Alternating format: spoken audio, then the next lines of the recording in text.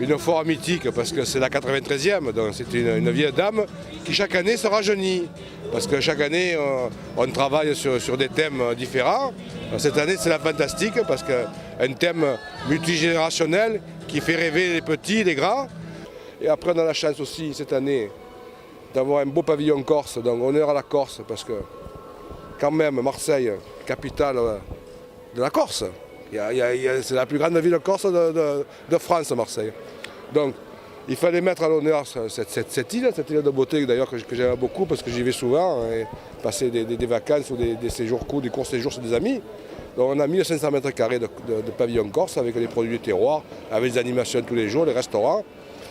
Donc, demain, on inaugure ce pavillon parce qu'aujourd'hui, c'est l'inauguration officielle de la foire de Marseille. Demain, c'est l'inauguration du village corse et nous sommes très heureux d'accueillir la Corse à Marseille, voilà.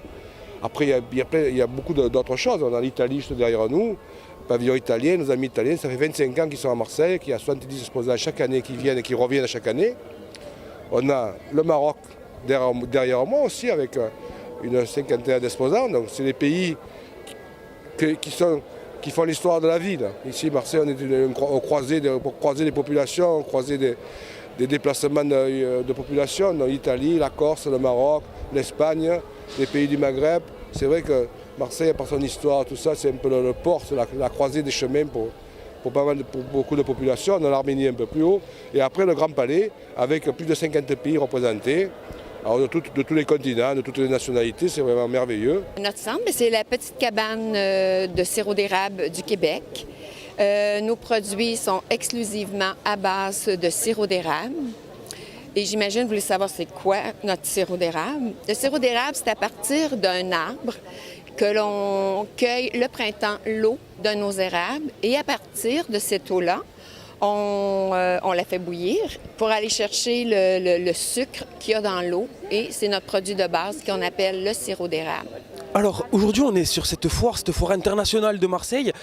On sent une chaleur ici, on sent vraiment la chaleur des nations, la chaleur internationale. Vous pouvez nous expliquer ce qu'elle a de particulier, cette foire de Marseille?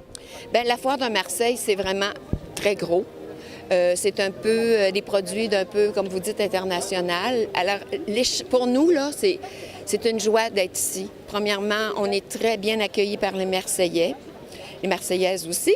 On a un bon contact avec les gens, c'est chaleureux.